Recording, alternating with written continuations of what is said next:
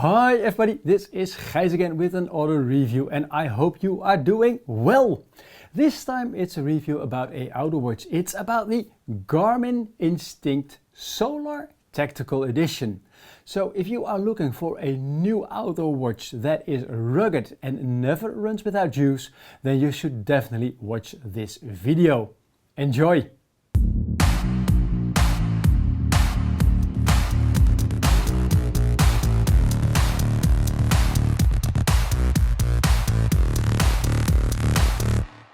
And welcome back to the review on the Garmin Instinct Solar Tactical Edition.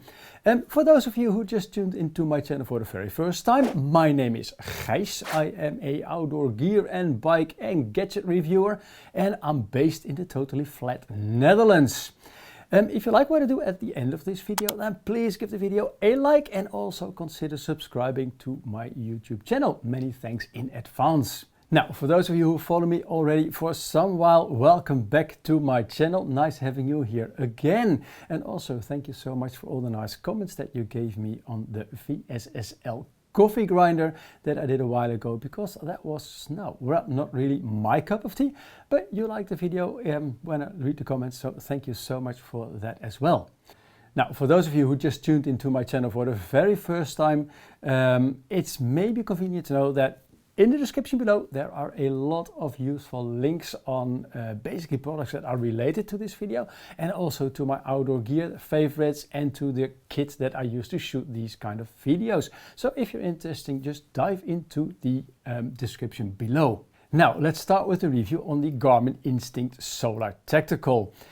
This review starts about 2 years ago already, and there is a reason why I am so very late with this review. Because about 2 years ago, Garmin sent me the first Garmin non-solar, the normal Instinct. And I went on with reviewing, and after half a year, Garmin and I had a little chat, because the Solar Edition came on the market, and we decided to do a full review on the Solar Edition instead of the regular one. Now, a year ago I was doing this review, this same review that I'm doing now. But during this recording session, my voice kept deteriorating, and in the end it disappeared and I could not finish the video. Now, most of those of you who follow me already for at least 1 year, you know what happened. During that year I had to do a lot of examinations by doctors, exercises with a speech therapist, and about, I think in December, my voice was coming back again. Now, to do this video, for me this is really a big thing, because I hope to basically put an end to a quite bad period in my life, because being a presenter, being able to do these kind of videos but not having a voice, it was not very nice. So that's why I am so very late with the review on the Garmin Instinct Solar. Now, in the meantime, the other thing is that Garmin also released the Instinct 2 a couple of months ago. So why am I still doing this review? Well, in the first place, because I want to get this period done. The second reason is that this Instinct, because it's been with me for about 1.5 years by now, it's been going to a lot of different places. It's going to Sweden, to Austria, to Switzerland. Of course, a lot of hikes in the Netherlands. It's gone to Belgium. So many nice adventures with this watch, and I like it, to be totally honest, and maybe this is already giving the verdict away. I like this watch a lot, so I decided to do this review. The watch will still be available, of course, and the other thing is that the Instinct 2, it's a little bit more expensive than this watch. And it is also a more sports orientated watch. So that's the reason why I am doing this review anyway. Now, the Garmin Instinct, I put it on my precise scale and I measured a weight of 53 grams. 53 grams, that's absolutely the lightest watch, outdoor watch, that I have ever tested. What I also do like is the size, because the casing itself, it has a size of 45 millimeters by 45 millimeters, and it is 15.3 millimeters thick. which I like because my wrist, I'm not a small guy, not a big guy. My wrist is quite small, and this one actually fits really nicely on my wrist. I've tested these big, rugged, almost military style outdoor watches, and they always look very, very bulky. And because of the more heavy weight, I don't like wearing them when, for example, running, because you've got this movement on your wrist all the whole time. Now, with this watch, this is absolutely not the case. What I also do like is the materials that the watch is made out of. The wristband itself is made out of a rubbery material, and the wristband, it is 22 millimeters wide. I've measured the circumference, and it will fit on wrists that have a circumference of 132 millimeters to 224 millimeters. So that is quite a wide range. Now, the watch casing itself, it is made out of a 100% fiber enhanced polymers, which in my world basically translate to a sort of plastic material. The big advantage of the plastic material is that when you put the watch on, it feels quite warm immediately. And that's quite different to some other outdoor watches with metal casings that I've tested, because they feel cold in the beginning. And also when the outside temperature is a little bit colder, this watch really feels very, very comfortable. Now, when you get the watch, of course, the first thing that you do is get it out of its packaging, and then you should charge it. But before I can show you this, I need to basically redecorate my studio a little bit, because I have to move some cameras and move the watch in a very different position. So bear with me while you watch some beauty shots when I redecorate my studio. And welcome back. Now, what I needed to do was build a solid metal frame above my desk, because I have to have a camera up there to have a look at the watch face itself, so I can show you what I need to do. Now, what I mentioned before, take it out of the package and then you need to charge it. Now, what I absolutely like about the Garmin is that the back, it has got this slot or maybe a socket where you can put the USB cable in that comes, of course, with the Garmin. And this construction, what I do like about it, it clicks very, very firmly in the back of the Garmin. And this is totally different with some other outdoor watches that I tested recently, because they've got these magnetic connectors, and you put it onto its back, onto the connector. And what I've noticed, that if you don't do this very carefully, sometimes the watch doesn't charge at all. Or when you move, for example, the wire a little bit, it's a little bit off center, and then it doesn't charge as well. This is absolutely bulletproof. Now, this is the first way to charge it. Of course, the USB goes into a computer, into a adapter, but the adapter does not come with the Garmin, so you will have to buy one separate, and probably you have it at home already for some other device. One thing that I did not mention is the fact that the watch face, the glass on top of it, and let me get my pencil, it is made out of a type of glass which is called Power Glass by Garmin, but Power Glass is in fact Corning Gorilla Glass. And in the 1.5 years that I've been testing this one, the glass, it still looks pretty much okay, except for when I was welding the metal frame above the desk at the moment. You might see that there is a little spot in there, because I wanted to do this job very fast. I did not wear gloves with the long sleeves, so one of the welding spots, the sparks, it came onto the glass and it actually melted it a little bit. But hey, does this bother me? No, it does not bother me. When we look at the watch face itself, I was talking already about charging it. Because this is the solar edition, of course, it charges with the sun. And what you can see on the watch face at the moment is this circle. This circle says or indicates if the watch is being charged by the sun when you're outdoors. And then you will see not a black circle, but you will see more white circles. Now, the watch face itself, and now I will have to get a torch. There is my torch, where you can see the watch face behind the power glass. You will see a light gray area and a more darker area. Now, the light gray area is a 100% solar panel. That means that if sunlight hits this part of the solar panel, and it's not that much actually, it transfers 100% of that energy into the battery basically. The second solar panel is the more black part, and this is a 10% solar panel. That means that 90% of this solar panel is transparent. And I think that this has got to do with the fact that, of course, all the symbols and also the numbers that you see in the watch face need to shine through this second solar panel. So this is how you charge the Garmin Instinct Solar, with solar energy or just with the USB cable. And I'll get to the efficiency and how handy this is later on in this review. For those of you who don't know this, in the description below I also got a timestamp. So if you want to look back at certain sections of this video, because this is going to be a long one, then just go into the description and click on the time that you're wishing with the subject that follows in that video. Just handy for you to know. Now, the Garmin has got 5 buttons, and there are 2 buttons positioned on the right side, one here and one here, and there are 3 buttons positioned on the left side.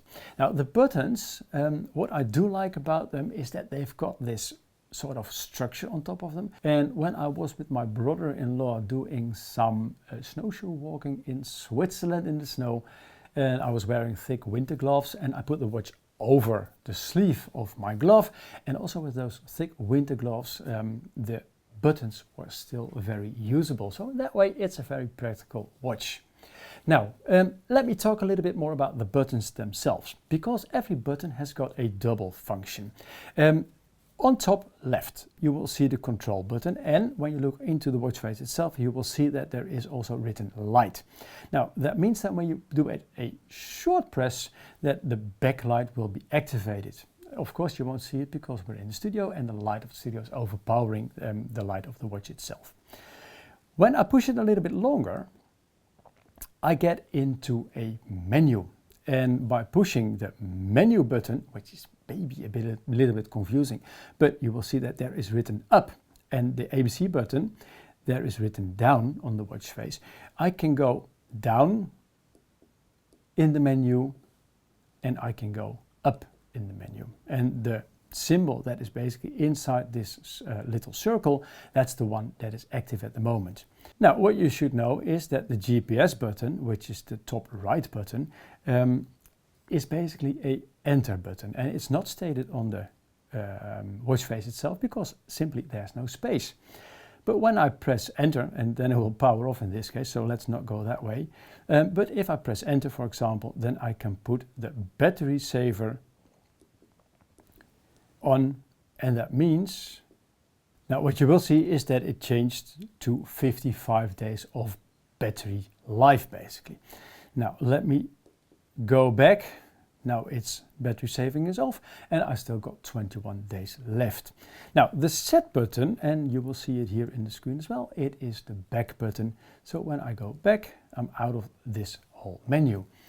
I will press it again because there are some nice features in this menu, and the most important ones is basically this one.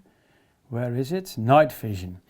The night vision mode, and this is the tactical edition of this Garmin, the night vision mode means that if you put it on, that you can still read the watch face when you put the backlight on with night vision goggles, and that the night vision goggles will not be overpowered by the backlight of the watch, which I think is for a military purpose or maybe for hunters a quite clever thing.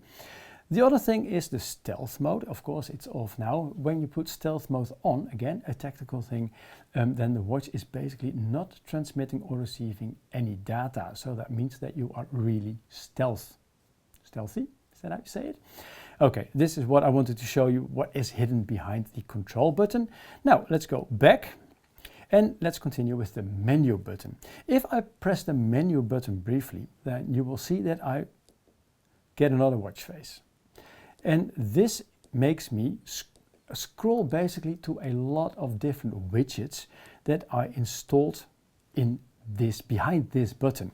And of course, with the up button, I go up through all those widgets, and by pressing the down button, I go down in all these screens.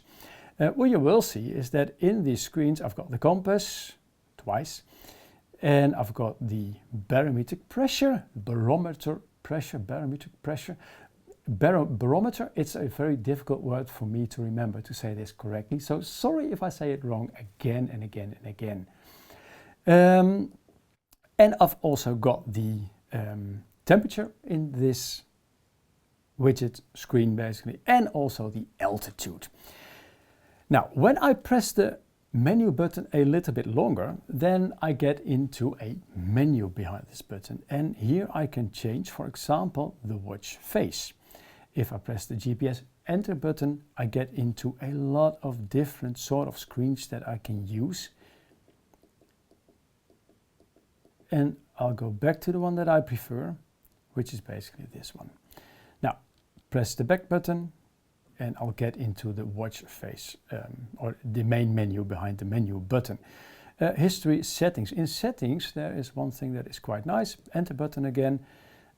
Here I can, for example, add a lot of different widgets to that widget button that is hidden behind the menu. I'm not going to do that now. What is also quite interesting is that the watch face, if I'm here, what I can do is now I can adapt every small detail in the watch face that I would like to have in there. So when I press the enter button, I can customize it. And the customizing starts with basically what I see in this little round thingy. And now I can change it to, for example, the date, my heart rate, the steps that I've taken today, the height, the barometric pressure trend. Well, there's more, but I like it just to have the solar symbol. So press enter. Now I get a second screen that I can adjust, and basically by scrolling down or up, I get, of course, the same sort of choices that I had in this one. And I like to have the barometric pressure in here because at the moment I am in the Netherlands, so barometric pressure is a little bit more interesting to me than when I'm, for example, in the Alps, where the altitude is going to be way more interesting for me. Now let's go back and back. Save changes, no, because I didn't do anything. Enter, and back. Now there's one other thing that I think you need to know, and that is the sensors and accessory part in this menu. Now when I enter the sensor and accessories menu, I can add a other sensor, like for example a food pot, but what is more interesting to me is the altimeter and the barometer. Because behind this screen, if I press the enter button again, now I can calibrate this. And I will get back to this calibration process and the reasons behind this calibration, why you should do this, later on in this review. So let me go back. Now behind the ABC button, when I press it just briefly, I go up and down the menu, but when I press it a little bit longer, what happens? I get into the last screen that I basically had into this menu. And the last one that I apparently had is the compass screen.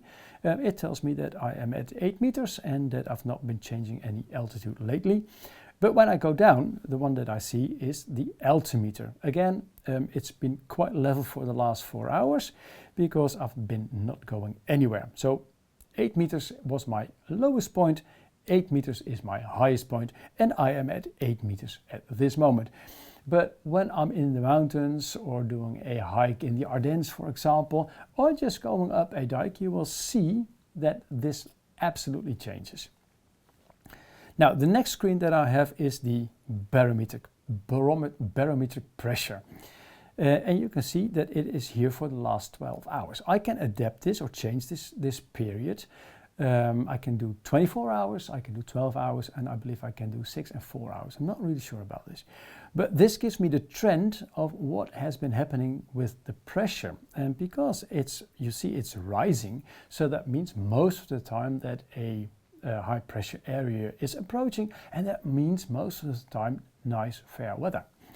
The lowest pressure was 1010.5 during those 12 hours, and the highest pressure was 1016, and at the moment we are at 1016. But again, more on this later. Now, when I press the GPS button, the enter button, briefly, I get in a different menu. It's got a tactical setting that I will not discuss now. It's got the jump master, that's for people who like to jump out of aeroplanes. I did it once, will never do it again. I loved that one time, but I was really scared. It's got the track me function so that it logs where you're heading and going. A navigation function, which I hardly ever use, because when I navigate somewhere in an area that I don't know, I most of the time use an analog compass and a very good topographical map, because that's what I prefer. But this is what is more interesting to me in my life, because in favorites I have got a widget for my trail run, and I've got a widget for running, for my indoor rowing, for hiking, for biking. Well, I don't have a pool and I hardly ever swim in a pool, so this is there, but I should have taken it out. But when you click the trail run that I use most by enter, then you will see that what it says is the altimeter colored calibration is at 8 meters. Now, the software or the firmware that I'm running in this watch is firmware 16.5. Just before this recording, I also tried a beta version of the 17.0. But what happened was that my altimeter and barometer went totally in the wrong way. In a couple of hours, it changed from basically about 1020 millibars. And the next morning when I woke up, it was at minus 1300 millibars. And I could not adapt this, so I took the 17 version beta off again and reinstalled the 16.5 version. And I did not see this before this 16.5 version. Maybe it was there already in a previous update. But I like this because now it makes me calibrate the height that I'm in. Because when I'm using this watch, when I travel, for example, abroad, I often just push the trail run button and I go running. And then sometimes I did not calibrate it, and then you get a really funny height profile at the end of your run. So that it basically checks what you're doing is really nice. Now, I'm not going to recalibrate this again, but if I do this and I hit the record button, then it starts recording my run. And that is really a lot of data visible afterwards, which is of course nice visible on the app that Garmin does, and also on the computer app that it has. But I'll tell you a little bit more on that later as well. Now, that was by pressing the GPS button shortly, but when I press it a little bit longer, it starts acquiring satellites. But since I'm indoors, it's not going to show you anything, which is a little bit of a pity, of course. And now it tells me that the GPS signal is stronger outside, away from trees and buildings. Yes, that's pretty logical. Whenever you use this direct button to record, for example, a waypoint, I've noticed that the GPS, it sometimes, depending on where you are, it takes between about 15 seconds to sometimes up to 60 seconds before it's got full satellite reception. And I've noticed that some other watches are a little bit faster in this respect. Now, last but not least, the set button, I already told you, it's basically the back button, but if I press it a little bit longer, I get into the alarm menu.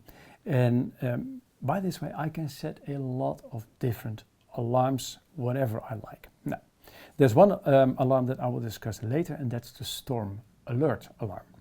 Now, let me go back into the watch face again, and this is now how back in my main screen. A little bit more on my main screen. What you will also see is, in this case, this is the status of the battery. Again, it's not charging by sun at the moment because this is totally black. The barometric pressure trend, of course, the time, and this is the sunrise and the sunset times. Behind the menu, there's one thing that I would like to show you again. I have got this there is a solar intensity screen. Now, it's totally black at the moment, but if I'm outside, how much sun it has been generating into the battery. Now, that was the solar intensity. Then we get to the saturation screen that I'm not going to talk about now. This is my heart rate monitoring, which is quite funny because it says that my heart rate is at the moment 64, but probably Now how this can be possible, I don't know, because it's not on my wrist. But you will see that my lowest heart rate was 53 for the last 4 hours, and my highest has been 104. Now, my day, that shows basically how active I've been. My connection to my smartwatch, because it has of course got a smartwatch connection. I'm not using it at the moment because then you will see all the apps coming by every time. I've got no events planned. That's not totally true because next week I have a nice gig. This is the screen that shows the weather, and because I've not connected it to the smartphone, to my smartphone at the moment, it doesn't show anything because this weather forecast is not based on the barometer, but it's based on a general app. And I've noticed in real life that the app, it's not that accurate. So if you are into the mountains, always check the local weather station for the accurate weather forecast, and don't trust the app that Garmin has for this watch. The last one, this is basically my energy levels, which is not too interesting to you. This is the screen that is interesting to you because this says the date, the moon phase, or the sun. It says sunrise and sunset, but it also sets the twilight periods. And if you like photography and you want to do some really cool, nice pictures on the most beautiful moments of the day, then these are the times that you have to take into account, because this is not only the golden hour, but you got the blue hours as well. And you can do really some nice magical things. So for me, this is a screen that I added in the widget menus that I really like a lot. Now, these are all the things that are hidden behind the buttons. Now, let me get a little zip,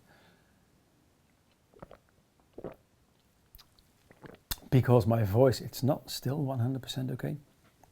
And I need to take care of my throat. Now, I mentioned already that I use the watch a lot for rowing and trail running, and of course also for hiking, just to keep the data, how much energy I'm using during the day. On the back, and you saw this already briefly, there is a optical sensor, the green lights, and they switch off immediately when I do this, which is a little bit of a pity. But this is a green LED, and this is a green LED. Now, this one and this one, they are optical sensors. Now, the way how a optical sensor works, it's quite nice to know. Because what happens is that these green LEDs, they shine light into my wrists and basically into the veins of my wrist. Now, what happens when your heart is pumping and it releases a burst of blood, then this first release has got a water density. It's more an intense type of blood than what follows after this one. You can compare it to opening a lock. When you open a lock, the first flow of water will be quite turbulent, and what follows is more tranquil. Now, based on this principle, an optical sensor works, because the green light that is transmitted into my blood veins, blood is red, and green light is being absorbed by red. So what happens with those first high intense blood type, there is more green light absorbed by the blood. That means that the optical sensors get less information back from this green light. They don't sense that much. But the flow that comes behind this first burst, it's of a lesser intensity, so more or lesser green light is being absorbed and more green light is being reflected back into the sensors. Now, and that is how a heart rate monitor with an optical sensor works. I've noticed in real life that this one, and I've measured and compared it to some polar heart rate measurement devices, and that are very accurate. This one is pretty spot on most of the time. There's one thing that you should take care of, and that is the fact that you need to wear this one not too loose on your wrist, because otherwise you get some faulty measurements. Now, the wearing comfort, because, and I will tilt it a little bit, what you will see is that the optical sensor, it's made out of a transparent resin. It is a sort of a hilly that's on top of the watch casing itself. I've noticed that this one is absolutely very comfortable, even if you wear the watch tight onto your wrist. And it's quite different to some other outdoor watches that I tested that are not that comfortable in this respect. Since I've been talking about the optical sensor in relation to heart rate monitoring, it's also nice to talk about one screen that I passed by very quickly, and that is the blood saturation measurement screen. As you can see here, my last measurement, it was 98%. Now, for most healthy people, the saturation, the blood saturation, that means the amount of oxygen that is in your blood, should be between 95 and the 100%. So 98 for me, it's absolutely fine. Why is this important? Well, for me, living in the lowlands, there is enough oxygen around me. But when I go into the mountains, the higher I get, the less oxygen is there. That's also the reason why a lot of climbers to, for example, Mount Everest, they just need oxygen tanks to get a lot of oxygen into their blood and into their muscles, just to keep going. And not only their muscles, also their brain, of course. Now, in the Netherlands, if I'm healthy, 95, 100%, most of the time, this is absolutely fine. But when I'm going into the mountains and I'm going from sea level to, for example, 4,000 meters in a couple of days, then sometimes I feel comfortable by just checking my blood saturation levels. And it never happened to me that I went below that 95%. Yeah, maybe I went once time when I climbed Mont Blanc, but I did not have a watch with a blood saturation measurement thingy on it. But in this way, it can be convenient that if you go into high mountains and that you can check your blood saturation, and if it gets below that 95%, that you just take it a little bit slower. Now, I would not buy this watch because it has got a blood saturation measurement thingy, but I would buy it because of the altimeter and the barometer that is in this watch, because they are absolutely super. And now let me explain you a little bit more about how a barometer and a altimeter work together, because this is very important to understand this watch or any watch that has this function. Now let me go back and let me put the altimeter screen in there. A altimeter only works because there is a barometer pressure sensor inside the Garmin, and this sensor senses the pressure that is being put onto this sensor. Now the altimeter and the barometer only work because we made some agreements on this globe, and the first one is that at sea level, which is 0 meters, we agreed that the pressure is 1013 millibars. And I'm talking about millibars because everybody still uses this, although I know that hectopascal is the official notation. Now, 0 meters is 1013 millibars. Because of physics, we all know that when you go up a mountain, that the pressure gets lower. And that is by 1 millibar when we climb 8 meters. So every 8 meters it descends by 1 millibar. Now because of this we can relate every altitude to the pressure at sea. Now what you should know now is that, for example, if you are into the mountains and you start a hike up to a mountain hut, then you might climb from 1000 meter to 3000 meter. In this period, the pressure, when nothing else changes, the pressure will descend. So you come into your mountain hut at 3000 meters and the altimeter says it is 3000 meters. You go to bed, have a good sleep, and the next morning you wake up and you look at the altimeter on your watch and you are all of a sudden at 2500 meters. How is this possible? Well, this is possible because weather fronts are moving. And the only explanation in this case is that a high pressure weather system has arrived in the area, because a high pressure weather system relates to a higher barometric pressure, and that translates into your watch in a lower altitude. Now, this is the key reason why you should calibrate your altimeter and your barometer a lot of times during a hike. Calibrate it as many times as is possible. Now, with the Garmin, there are several ways to calibrate your watch, and I will walk you through all of them, because really this is key information to know.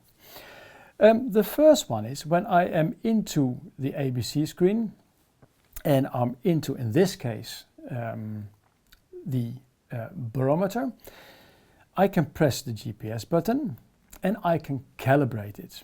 Press it again, and now there are several ways to calibrate this. The first one is to enter it manually. The second one is to use a digital electronic map as a reference, or I can use the GPS height. Sometimes I do use the GPS height just because it's convenient. You know, it will search the satellites and it will put the height in there.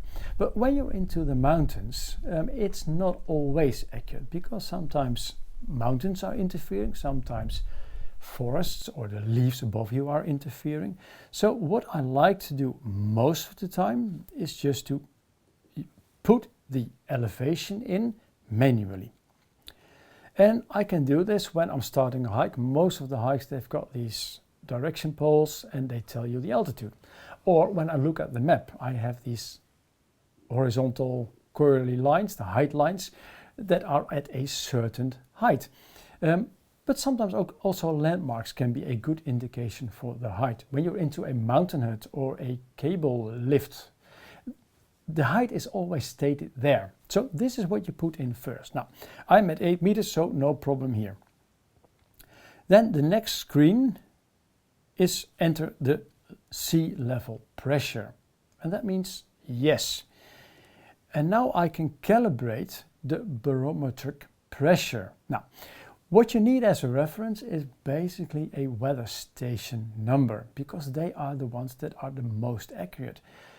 If you have that one, put it in, and then both are calibrated in the correct way. I will leave it for the moment because it's fine. And by pressing the enter button, you can scroll through all the numbers, and by pressing it down, you scroll down, and by pressing it up, you go up. But I'm happy with what it is at the moment, and I'm done. And now my calibration is complete. When I go back to the main screen in the barometer, and there are a few other things that might be interesting. The plot, it's that 12-hour graphic that I have at the moment, and check if I was right. I can do a 24 hours, 48 hours even, and a 6 hours, so not the 4 hours. Let's go back, and then here is also one of the more important alerts. It's the storm alert, and it's off at the moment, but if I put it on, then I can adjust basically what is in here, and it alerts me when I have a difference of 4 millibars in 3 hour time, because then I know that a weather front is approaching quite quickly and that a weather change will be affecting basically my activity. So this is something that I really do think is absolutely good. Then of course here you can change from millibars into hectopascals, the ones that I mentioned earlier, but I'll leave it in millibars. Back, back and back. Now the other screen that you need to calibrate is the altimeter. And now let me get into the altimeter mode. The screen, you can see what I'm doing. I'm now scrolling through basically my widgets, but I can also of course do it by just pressing the ABC button a little bit longer.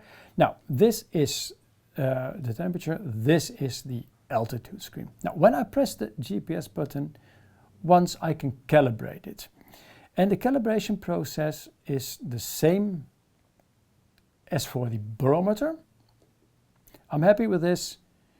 Calibration complete, because this is the altimeter. I don't have to put in, of course, the barometric pressure. Now, this kind of calibration, I do this when I'm on a hike and I've got, you know, during the hike several references points that tells me at what altitude I am. And when you do for example, a Grand Randonnée hike here in Europe, most of the signposts that have the elevation also on them. Okay, this was the calibration of the altimeter, but there is one other feature that I absolutely think is unique to the Garmin Instinct in this case. Now, the sensor mode. This is one thing that is really, really important, because if I am in the Netherlands, it's a flat country. I don't have any real mountains, so any change in pressure will be done because of weather fronts coming into the country or departing the country, just the change of this. So when I put the sensor mode in barometer only, then it will know that every change in pressure is because of these weather fronts. But what I also can do, I can put it in altimeter only. And this is when I go to a mountainous area, because when I climb and descend mountains, the influence on the pressure will be much higher than just the coming and passing of weather fronts. So then I'm telling basically the barometer that every change in pressure is because of that I'm walking up or down a mountain, and then it will be more accurate. Now, the other one that I can choose from is that the Garmin does the thinking for me. That's the auto mode. And when I press it, you will see immediately that there is a warning in screen, and it says that the pressure changes will be automatically attributed to either weather or elevation. Now, in this case, the watch decides for me where this pressure change is coming from. And I think this is probably all got to do with algorithms and that kind of stuff, but I've been using it in the auto mode quite often here in the Netherlands and also into the mountains. Yes, it is not as accurate as when you have the choice between the two of them, but for general use, I've discovered that this auto mode is absolutely perfect. Now, that was a lot of information on how I use the watch in my outdoor life, but it does not say anything on how long you can use the watch or battery life. Now, because I've been using the watch for 1.5 years by now, I've got a pretty good idea in general on battery life. But first I'll put in the screen the numbers that Garmin gave on their website on battery life in different circumstances. And if you want to have a closer, longer look at this, then please press the pause button. Now, I'm recording this video in April, and that means that I've just had the winter period, and in the winter period the watch is on my wrist, but most of the time it's under a sleeve or under a jacket, so no solar charging whatsoever. So I charge it with the USB cable with my computer, and I've noticed, and I put this in my agenda, that about every 3 weeks I had a moment to charge the watch. And that is just with my daily routine, using the watch every day. I'm sleeping with it, and also doing my exercises on a very regular basis. Now, the solar charging part, of course, I've been busy during the summer months by measuring this a lot, also with a lux meter. Now, in general, the sun generates about 50,000 to 100,000 lux on a sunny summer day. Now, of course, I did some measurements, and on a bright, clear day in late autumn and early spring, I measured about 52,000 lux with the lux meter and the watch facing the sun directly. These are the ideal circumstances.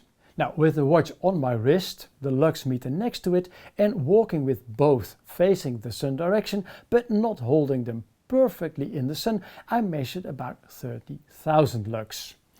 Doing the same, but walking the opposite direction, so that the watch face is not facing the sun, the amount of lux drops dramatically to 2,300 lux. Doing the same on a day with overcast results in almost the same measurements as on a sunny day, and keeping the Instinct in the shade. Now, where does this lead to, my measurements? That leads to the conclusion that in general in my outdoor life, the Garmin Instinct Solar is not capable of charging the watch enough for a endless battery life in my outdoor routine.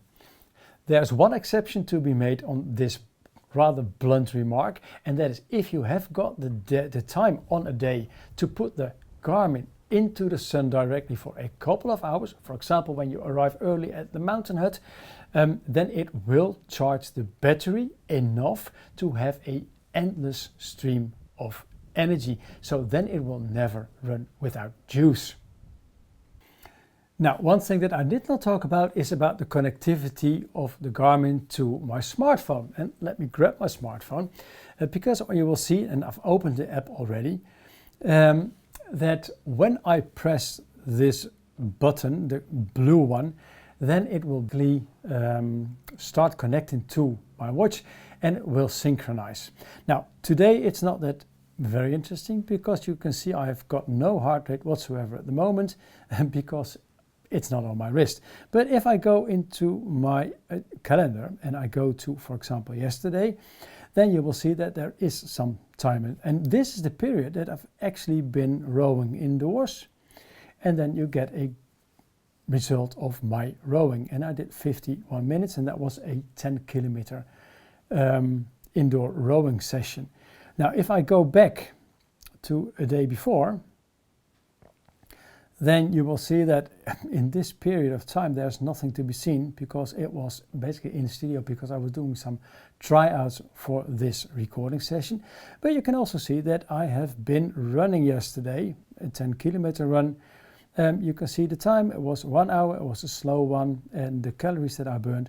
And when I go into the map, you can see that I get a map accurate projection on where I have been running. Now I can change, of course, this is the satellite, this is a hybrid image because it's a satellite with the map projected below it, but I can also choose just the map to make this one visible. There's a lot of things that I can tune in the app itself. And the computer, it works basically the same. One other thing that I've not been talking about, what is interesting to me, is the sleep monitoring, because this is what tells me how I've been sleeping last night. 36 minutes deep sleep, 3 hours and 14 minutes in a light sleep. The REM sleep, 3 hours and 8 minutes. So this gives a lot of information. Now, this is something that I like to do after exercising or when I've been into the mountains, for example, with my brother-in-law in Valumnetia.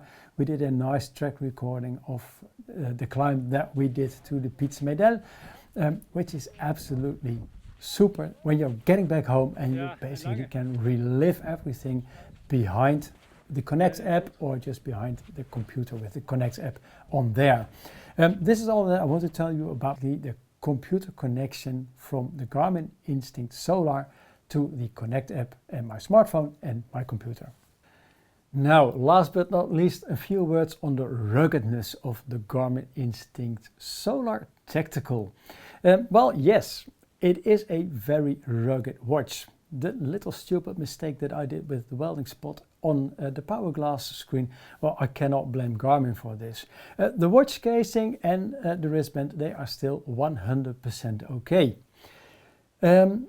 What is important to know, because of this ruggedness, that this Garmin has been built conform military standards MIL STD 810G. Now, what does this mean? It means that it is able to go up to 12,000 feet and that you can drop the watch from 122 centimeters onto the ground and nothing will happen. Yes, of course, it is shockproof, it is waterproof, and in my outdoor life, it's absolutely a very, very rugged watch. The thing that Garmin does with basically saying that it is built conform those military standards does not say that it is military standard certified. So there is one big difference, and I asked Garmin about this, but I never got an answer on this.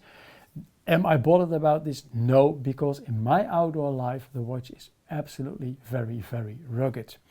One small detail that I don't like, and that really should be improved on a future model, that is basically the opening of the barometer pressure sensor.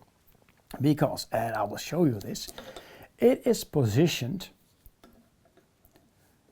over here. It's this little slit and this little opening. And this is where my skin is. So sometimes you block these openings and then the pressure sensor cannot do its work for the full 100% accurate. I've also noticed that you need to clean these openings sometimes because they have the tendency to be clogged up with maybe mud, but also just with skin and oily that's on your skin. And then when they are closed or partly closed, also this affects the operation of the barometer and the altimeter. So for a future design, I would really change it into a more logical position on the side that is not being influenced by dirt that easily or being blocked by just your skin. And now you see me wrapping the watch in the beginning position again. It's time to head on to my verdict. How do I rate the Garmin Instinct Solar Tactical Edition? Now, I already gave it away in the beginning of this video because I really love the Garmin Instinct Solar Tactical. In the first place, because it is really comfortable to wear. It only weighs 53 grams and the size, it's not that big and bulky on my rather small wrist. The materials, the resin of the casing and the rubber wristband, they are very comfortable to the skin as well. On the back side, the optical sensor, it is positioned in a nice way. It's very smooth, so you hardly ever feel it when you are, for example, running. What I do like about the Garmin is that the optical sensor really does its work very, very well. It's a very accurate heart rate measurement system. Now, I've been using it for trail running in my neighborhood, and what I also do like is the Garmin Connect app on my smartphone, but also on my computer, because after my run or after a hike, I can basically relive this activity again and analyze data as much as I like. Now, the best thing about this Garmin, in my opinion, is the altimeter and the barometer. How they work together and that you can calibrate them in more than one way. Regarding the solar panels on the Garmin Instinct Solar, well, I'm not too convinced about them.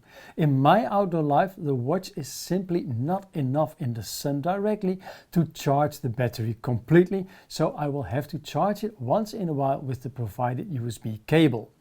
But the solar panels, they've got one unexpected extra in my life, because everywhere I go with this watch, people ask me about what kind of outdoor watch are you using, and when I tell them that it is a solar power supported watch, they are always very, very interesting and nice conversations start. So that is sort of an unexpected bonus. Now, if you want to have this conversation about the solar panels every time in the mountain hut, that's up to you. But it is also a price thingy, because the Garmin Instinct Solar Tactical retails for €399.99. If you buy the same watch but without the solar part, you pay €299.99. So in this way, it is way cheaper if you don't want the solar panel support. Now, one thing I mentioned, the Garmin Instinct 2 in the beginning, the new kid on the block, that one retails for €499.99. So that one is €100 more expensive than this Garmin Instinct that basically, in my opinion, does everything that I want in my outdoor life. And therefore I rate the Garmin Instinct Solar Tactical Edition at 9.2 points out of 10 total. Now, I really hope you liked this review, and if you did, then please give it a like and leave a comment below. Also, if you've got any questions, suggestions or remarks, please post it in the comment section below, because I'm more than happy to answer everything that you can throw at me. Now, if you really like this video and you did not subscribe yet, then please do it now, because with more subscribers I can make more videos. If you're not totally convinced yet after seeing this review, then please have a look at my outdoor gear favorite playlist up there and also in the description below. and decide after seeing that playlist if you want to subscribe to my channel anyway. And thank you already in advance if you do. Thank you so much for watching, and I hope to see you the next time. Enjoy the outdoors and stay safe. Ciao, ciao! Now, one thing that I did not mention yet is that when it became apparent that my voice was not going to come back very soon last year, I called Garmin and I asked them, what should I do with the Instinct? And they said, you can keep it. And then I said, no, that's not possible. Send me an invoice and I will pay for it because I like this watch a lot. Now, they sent me an invoice and on it was €0. They apparently don't want my money. Am I grateful for this? Yes, in some sort of way I am. But I don't like this as an independent reviewer. So what did I do? I went online to justdigit.org, and you should check this as well. And I made a donation to them. Justdigit.org, they dig holes in Africa together with local people, and because of these holes, they call them bunds, water, even in the drier period, it's collected, and in these bunds plants will grow again. And in this way I still paid for the Garmin Instinct that I can call officially mine now. Thank you so much for watching again. Bye!